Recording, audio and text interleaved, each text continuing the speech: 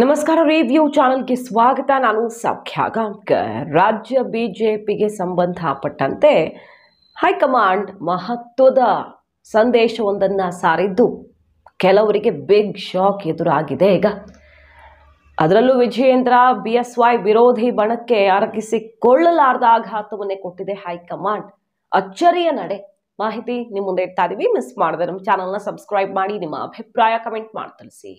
S ವೀಕ್ಷಕರೇ, ಕುಮಾರಸ್ವಾಮಿ ಅವರು ಸಿಟ್ಟು ಮಾಡ್ಕೊಂಡಿದ್ದು, ಬಿಜೆಪಿ ವಿರುದ್ಧ ಪ್ರೀತಮ್ ಗೌಡ ಹೆಸರು ಹೇಳಿ ಮುಗಿಬಿದ್ದಿದ್ದು ಎಲ್ಲ ನೋಡಿದ್ವಲ್ಲ. ಪಾದಯಾತ್ರೆಗೆ ನಾವು ಬರಲ್ಲ ಅಂತ ಧಿಕ್ಕರಿಸ್ಬಿಟ್ರು.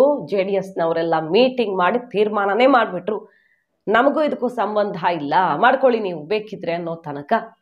ಅದಾಗ್ತಾ ಇದ್ದ ಹಾಗೆ ಬಿಜೆಪಿ ಹೈಕಮಾಂಡ್ ಎಷ್ಟು ಟೆನ್ಷನ್ ಆಯ್ತಂದ್ರೆ, ಕೊನೆಗೀಗ ರಾಜ್ಯ ಬಿಜೆಪಿ ನಾಯಕರಿಗೇನೆ ಚಾಟಿ ಬೀಸಿ ಪಾಠ ಮಾಡಿದೆ, ಬುದ್ಧಿವಾದ ಹೇಳಿದೆ.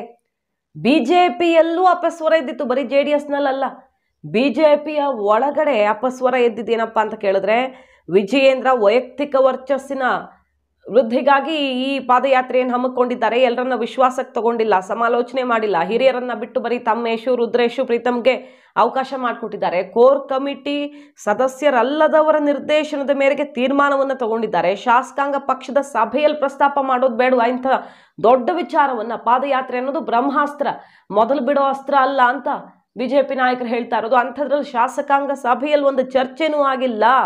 ಹೀಗಿರುವಾಗ ವಿಜಯೇಂದ್ರ ನೇರ ತನ್ನ ಮೂಗಿನ ನೇರಕ್ಕೆ ಮಾಡಿಕೊಂಡಂತ ನಿರ್ಧಾರಕ್ಕೆ ನಾವ್ಯಾಕೆ ಸಪೋರ್ಟ್ ಮಾಡಬೇಕು ಅಂತ ಬಿಜೆಪಿಯಲ್ಲೂ ಆಕ್ರೋಶ ವ್ಯಕ್ತವಾಯಿತು. ನೋಡಿದ್ವಿ ನಾವು, ಯತ್ನಾಳು, ಪ್ರತಾಪ್ ಸಿಂಹ, ಸುಮಾರು ಜನ ಭಿನ್ನಮತೀಯರೆಲ್ಲ ಸೇರ್ಕೊಂಡು ಮೀಟಿಂಗ್ ಮಾಡಿರೋ ತನಕ ಇಮೇಜ್ಗಳು ಹೊರಗಡೆ ಬಂದವು. ಆ ಕಡೆ JDS ಕೂಡ ಸಿಟ್ಟು ಮಾಡ್ಕೊಂಡಿತ್ತು. ಯಾಕಂದ್ರೆ ಪಾದಯಾತ್ರೆ ಪ್ರಚಾರ ಸಾಮಗ್ರಿಯಲ್ಲಿ JDSನ ಉಲ್ಲೇಖನೇ ಇರಲಿಲ್ಲ.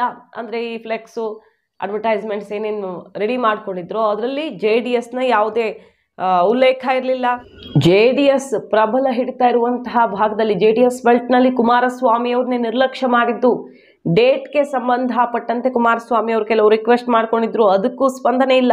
ಪ್ರೀತಮ್ ಗೌಡ ಮುಂಚೂಣಿಯಲ್ಲಿ ನಿಲ್ಲಿಸಿದ್ದು, JDS ಶಾಸಕರ ನೇರ ಸಂಪರ್ಕ ಮಾಡಿಬಿಟ್ಟಿದ್ದಾರೆ. ಕುಮಾರಸ್ವಾಮಿ ಅವ್ರ ಜೊತೆಗೆ ಹೆಚ್ಚಿನ ಮಾತುಕತೆ ಕೂಡ ಆಗಿಲ್ಲ. ಸಮನ್ವಯ ಸಮಿತಿ ಸಭೆಯೆಲ್ಲ ಆಗಬೇಕಿತ್ತು. ಮೈತ್ರಿಯಲ್ಲಿ ಈ ಕಾರ್ಯಕ್ರಮ ಯಶಸ್ವಿಗೊಳಿಸ್ಬೇಕಂದ್ರೆ ಯಾವುದು ಮಾಡದೆ ಯಾರ ವರ್ಚಸ್ಸಿನ ವೃದ್ಧಿಗೆ ಇದನ್ನೆಲ್ಲ ಮಾಡ್ತಿದ್ದೀರಿ ಅನ್ನೋ ರೀತಿಯಲ್ಲಿ ಕುಮಾರಸ್ವಾಮಿ ಅವರು ಸಿಡಿದೆದ್ರು. ಅದರಲ್ಲೂ ಪ್ರೀತಮ್ ಗೌಡ ಕಾರಣದಿಂದಾಗಿ ಇಷ್ಟೆಲ್ಲ ಆಗ್ತಾ ಇದ್ದ ಹಾಗೆ ನಡ್ಡಾ, ಮೋದಿ, ಶಾ ತನಕನೂ ಹೋಯ್ತು. ಇದು ನಡ್ಡಾ ಅವ್ರು ಕರೆದು ಕುಮಾರಸ್ವಾಮಿ ಅವ್ರನ್ನ ಮಾತಾಡಿಸ್ತಾರೆ. ಅಮಿತ್ ಶಾ ಅವರು ವಿಜಯೇಂದ್ರ ಕರೆಸ್ಕೊಳ್ತಾರೆ, ಅಲ್ಲೂ ಮಾತುಕತೆ ಆಗುತ್ತೆ. ಹಾಗೆ ಇಲ್ಲೂ ಕೂಡ ನಡ್ಡಾ ಅವರು ಕುಮಾರಸ್ವಾಮಿ ಅವ್ರಿಗೆ ಕ್ಲಿಯರ್ ಆಗಿ ಅರ್ಥ ಮಾಡಿಸ್ತಾರೆ, ಏನು ಸಮಸ್ಯೆ ಇಲ್ಲ, ಏನೋ ಒಂದು ಮಿಸ್ಕಮ್ಯುನಿಕೇಶನ್ ಆಗಿರೋದಷ್ಟೇ, ಸರಿ ಮಾಡ್ತೀವಿ, ಯಾರು ತಪ್ಪು ಮಾಡಿದ್ದಾರೋ ರಾಜ್ಯ ಬಿಜೆಪಿಯಲ್ಲಿ ಸರಿ ಮಾಡ್ತೀವಿ ಅನ್ನೋ ತನಕ ಅಭಯ ಕೊಟ್ಟಂಗೆ ಕಾಣಿಸ್ತಾ ಇದೆ. ಯಾಕಂದರೆ ಕಂಡೀಷನ್ ಹಾಕಿದ್ದಾರೆ ಕುಮಾರಸ್ವಾಮಿ ಅವರು ಬಿಜೆಪಿಗೆ, ಪ್ರೀತಮ್ ಗೌಡ ಇರಬಾರ್ದು ಅಂತ. ಈಗ ನೋಡಿ, ರಾಧಾ ಮೋಹನ್ ದಾಸ್ ಅವರು ಅದೇ ಇನ್ಸ್ಟ್ರಕ್ಷನ್ ಕೊಟ್ಟಿದ್ದಾರೆ.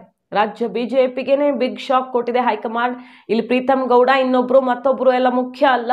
ಬಿಜೆಪಿ JDS ಮೈತ್ರಿ ಗಟ್ಟಿಯಾಗಿಸ್ಕೊಂಡು ಪಾದಯಾತ್ರೆ ಮಾಡಿ ಭ್ರಷ್ಟ ಸರ್ಕಾರವನ್ನು ಕಿತ್ತೆಸೆಯೋದು ಮುಖ್ಯ.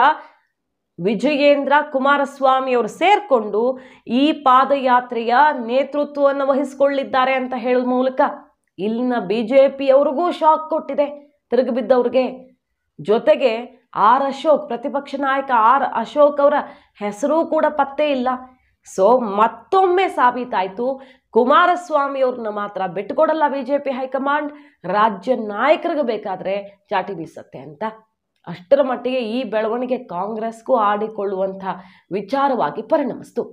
ಯಾಕಾಗಾದರೆ ಇಷ್ಟೊಂದು ಭಿನ್ನಾಭಿಪ್ರಾಯ ಸ್ಫೋಟವಾಗಿದ್ದು ಅಂತ ಕೇಳಿದ್ರೆ, ಬಿಜೆಪಿ ಒಳಗಡೆ, JDSನ ಒಳಗಡೆ ವಿಜಯೇಂದ್ರ DK ಶಿವಕುಮಾರ್ ಮಾತು ಕೇಳ್ಕೊಂಡು ಈ ಯಾತ್ರೆ ಮಾಡ್ತಿದ್ದವರು. ದಿಢೀರಾಗಿ ಈ ಪ್ಲಾನ್ ಆಗಿದ್ದೇ DK ಶಿವಕುಮಾರ್ ಕೊಟ್ಟ ಸಲಹೆ ಮೇರೆಗೆ ಅನ್ನುವ ಆರೋಪಗಳು. JDSನವ್ರಿಗೂ ಇದು ಹಿತಕರ ಅಲ್ಲ. ಕುಮಾರಸ್ವಾಮಿ ಅವ್ರಿಗೆ ಪಿತ್ತನೆತ್ತಿಗೆ ಇರೋದಕ್ಕೆ ಇದೇ ಕಾರಣ ಇರಬಹುದು. DK ಶಿವಕುಮಾರ್ ವಿಚಾರ ಅಲ್ಲಿರೋದೇ ಹೌದಾದ್ರೆ, ಯಾಕಂದ್ರೆ ಮೊನ್ನೆಷ್ಟೇ ಹೇಳಿದ್ರಲ್ಲ, ಅಶೋಕ್ಗೆ ಕಾಲ್ ಬಂದಿತ್ತು ಎಂಜಿನಿಯರ್ ಬಗ್ಗೆ ಏನೋ ಮಾತಾಡೋಕೆ ಅಂತ. ಮಾಡಿ ಅಷ್ಟೇ ಮಾತಾಡಿದ್ರು, ಇಲ್ಲ ಸಿದ್ದರಾಮಯ್ಯನವ್ರ ವಿರುದ್ಧ ಹೋರಾಟ ಮಾಡಿ ಅಂತ ಹೇಳಿದ್ರ ಅಶೋಕ್ಗೆ ಅಂತ ಒಂದು ಫೋನ್ ಕಾಲ್ ಸೀಕ್ರೆಟ್ ಎಲ್ಲ ಹೇಳಿದ್ರು. ಕುಮಾರಸ್ವಾಮಿ ಅವರು ಬಿಜೆಪಿ ಮತ್ತು DK ಶಿವಕುಮಾರ್ ನಡುವೆ ಡೀಲ್ ಆಗಿದೆಯಾ ಅನ್ನೋ ರೀತಿಯಲ್ಲಿ ಪರೋಕ್ಷ ವಾಗ್ದಾಳಿಯನ್ನು ನಡೆಸಿಕೊಂಡೇ ಬರ್ತಿದ್ದಾರೆ, ನೇರವಾಗಿ ಅಲ್ಲದೆ ಇದ್ರು. ಈಗ ಅದೇ ಅಸಮಾಧಾನಕ್ಕೆ ಕಾರಣ ಆಯ್ತಾ ಬಿಜೆಪಿಯ ಒಳಗೆ ಒಂದು ಗುಂಪಿಗೆ ಮತ್ತು JDSಗೆ. ಮೊನ್ನೆ ಯತ್ನಾಳ್ ಆರೋಪ ಮಾಡಿದ್ರಲ್ಲ ಡಿ ಕೆ ಶಿವಕುಮಾರ್ CM ಮಾಡೋದಕ್ಕೆ ವಿಜಯೇಂದ್ರ ಪಾದಯಾತ್ರೆ ಇನ್ಯಾವುದಕ್ಕೂ ಅಲ್ಲ ಅಂತ. ಮೂಡ ಒಂದೇ ಹಿಡ್ಕೊಂಡು ಎಳೆದಾಡ್ತಿದ್ದಾರೆ. ವಾಲ್ಮೀಕಿ ನಿಗಮದ ಕೇಸ್ ಇಡಿನೇ ದಾಖಲೆಗಳನ್ನು ತೆಗೆದಿರುವಾಗ ಅದ್ರ ಬಗ್ಗೆ ಇನ್ನೂ ಗಂಭೀರವಾಗಿ ಹೋರಾಟ ಮಾಡಬೇಕಿತ್ತು. ಮುಖ್ಯಮಂತ್ರಿಗಳ ಪಾತ್ರ ಅದರಲ್ಲೂ ಎದ್ದು ಕಾಣ್ತಿದೆ. ಅದ್ರ ತಲೆ ಕೆಡಿಸ್ಕೊಳ್ತಿಲ್ಲ. ಮೂಡಾನೇ ಟಾರ್ಗೆಟ್ ಮಾಡ್ತಿದ್ದಾರೆ. ಯಾಕಂದ್ರೆ ಸಿದ್ದರಾಮಯ್ಯ ಕುರ್ಚಿ ಟಾರ್ಗೆಟ್, ಇಲ್ಲಿ DK CM ಮಾಡೋದೇ ಟಾರ್ಗೆಟ್ ಅಂತೆಲ್ಲ ವಾಗ್ದಾಳಿ ನಡೆಸಿದ್ದನ್ನು ನೋಡಿದ್ವಿ ಯತ್ನಾಳ್. ಅಸಲಿಗೆ ಅಂಥದ್ದೇನಾದ್ರೂ ಆಗ್ತಾ ಇದೆಯಾ? ಯಾಕಂದ್ರೆ DK ಶಿವಕುಮಾರ್ ಅವ್ರಿಗೆ ಸಿದ್ದರಾಮಯ್ಯನವ್ರ ಕೆಳಗಿಳಿದ್ರೆ ನೇರವಾದ ಲಾಭ.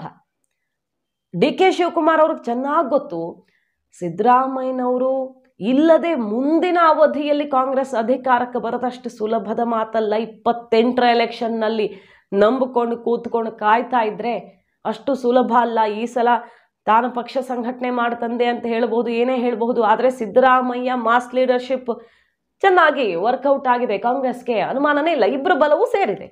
ಮುಂದಿನ ಎಲೆಕ್ಷನ್ ಸಿದ್ದರಾಮಯ್ಯನವರ ಬಲವಿಲ್ಲದೆ ಗೆಲ್ಲೋದು ಸುಲಭ ಅಲ್ಲ. ಸೊ ಮುಖ್ಯಮಂತ್ರಿ ಕುರ್ಚಿಯ ಕನಸಾಗೆ ಉಳಿಬಹುದು. ಈಗ ಅವಕಾಶ ಸಿಕ್ಕಿದೆ, ಬಹುಮತ ಸಿಕ್ಕಿದೆ.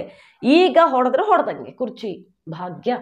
ಹಾಗಾಗಿ ಅಂಥ ಪ್ರಯತ್ನಗಳೇನಾದರೂ ಆಗ್ತಿದೆಯಾ ಬಿಜೆಪಿಯ ಜೊತೆಗೆ ಕೈ ಜೋಡಿಸಿ? ಗೊತ್ತಿಲ್ಲ. ಇದು ಆರೋಪಗಳು, ಬಿಜೆಪಿ ಒಳಗಡೆನೇ ಕೇಳಿ ಬರ್ತಿರೋ ಆರೋಪ. JDSನವರು ಪರೋಕ್ಷವಾಗಿ ಕೆಲವು ವಿಚಾರಗಳನ್ನ ಹೇಳ್ತಾ ಇದ್ದಾರೆ. DK ಶಿವಕುಮಾರ್ ಅವರು ಬದಲಾಗಿ ಅದಕ್ಕೆ ಪ್ರತಿಯಾಗಿ ವಿಜಯೇಂದ್ರ ಅವ್ರಿಗೇನು ಆಫರ್ ಕೊಟ್ಟಿರಬಹುದು. ಆಯ್ತಪ್ಪ, ಈಗ ನಾನು CM ಆಗೋದಕ್ಕೆ ನೀವು ಅವಕಾಶ ಮಾಡಿಕೊಟ್ರೆ ಅಂದ್ರೆ ಇದೆಲ್ಲ ಚರ್ಚೆಗಳು, ಆರೋಪಗಳು. ಯತ್ನಾಳು ಇನ್ನೊಬ್ರು ಎಲ್ಲ ಅವರಿಬ್ಬರ ನಡುವೆ ಒಪ್ಪಂದ ಆಗಿದೆ ಅಂತ ಮಾಡ್ತಿರೋ ಆರೋಪಗಳು. ಆ ಆಯಾಮದಲ್ಲಿ ನೋಡೋದಕ್ಕೆ ಹೋದ್ರೆ ವಿಜಯೇಂದ್ರಗೆ ಏನ್ ಲಾಭ? ಮುಂದಿನ ಚುನಾವಣೆಯಲ್ಲಿ 28ರ ಚುನಾವಣೆಯಲ್ಲಿ ವಿಜಯೇಂದ್ರ ನಾಯಕತ್ವಕ್ಕೆ ಬಲ ತುಂಬುವಂತಹ ಒಪ್ಪಂದ ಆಗಿದೆಯಾ?